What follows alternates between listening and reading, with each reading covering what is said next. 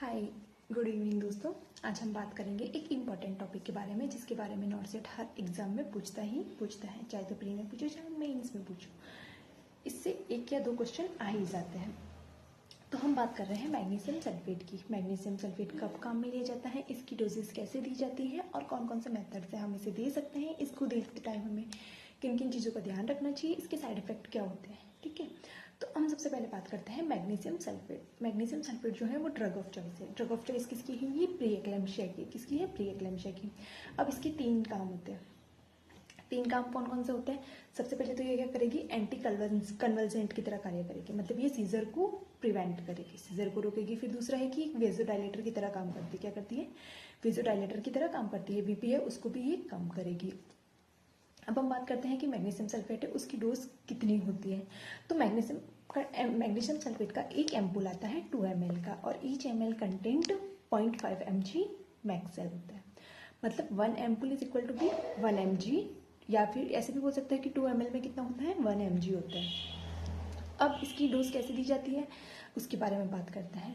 तो इसकी डोज देने का दो मेथड होता है। एक अपने पास में होता है आईएम रूट से जो दिया जाता है, दूसरा होता है अपने पास में जो हम आईवी रूट के थ्रू दे सकते हैं। तो जब हम आईवी रूट के थ्रू देते हैं उसे हम बोलते हैं जसपान मेथड। क्या बोलते हैं? जसपान। उसके अंदर कैसे डोज लगेगी उसके बारे में हम बात करते हैं सबसे पहले।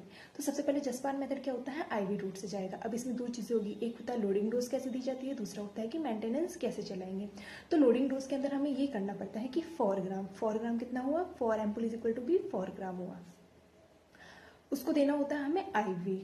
NS100 के अंदर आईवी देना होता है ओवर 10 to 20 मिनट में। ठीक है, ये क्या हो गया? अपनी लोडिंग डोज हो गई जसपान मेथड के थ्रू। अब हम बात करते हैं मेंटेनेंस की। मेंटेनेंस कैसे चलाएंगे? मेंटेनेंस डोज के लिए हमें ये करना होता है कि 1 ग्राम पर हावर, 1 ग्राम पर हावर के अकॉर्डिंग ये चलती रहती है। कब तक चलती रहेगी? जब तक कि सीजर स्टॉप होने के भी 24 आवर तक, या फिर डिलीवरी होने के बाद भी 24 आवर तक हम इसे कंटिन्यू करेंगे। ये कौन सा रूट हो गया? हमें अपने पास में जसपान हो गया। अब दूसरा बात करते हैं हम लोग प्रिटचार्ड मेथड की। प्रिटचार्ड मेथड में क्या लगता है? आईएम लगता है। आईएम कैसे दिया जाता है? उसकी भी दो डोज होगी, एक हुआ लोडिंग होता है, दूसरा होता है मेंटेनेंस होता है।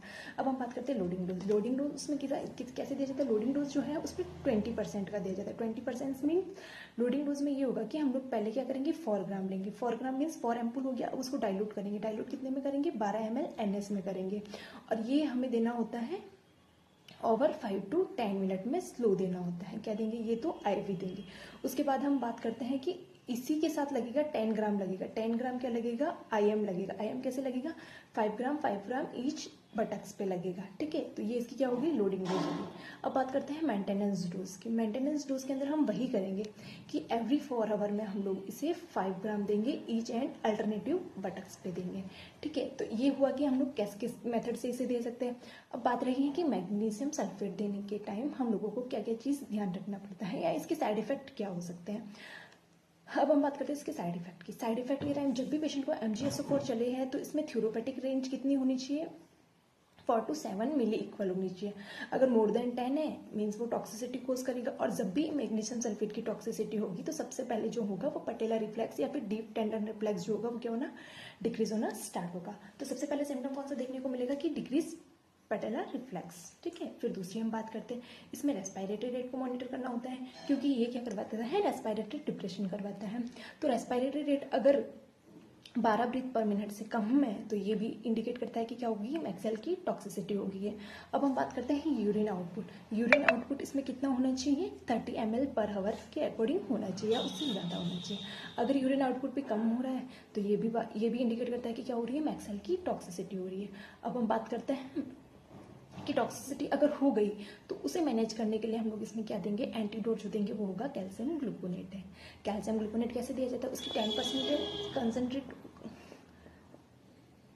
कैल्शियम ग्लूकोनेट कैसा होता है? 10 ml लिया जाता है 10% कंसनट्रेट में, और ओवर 10 मिनट स्लो आईवी देना होता है। तो ये सब था रिगार्डिंग मैग्नीशियम सल्फेट है। और ऐसे ही इम्पोर्टेंट टॉपिक को जानने के लिए, उनके बारे में जानकारी प्राप्त करने के लिए सब्सक्राइब करें मेरे यूट्यूब चैनल को। Thank you.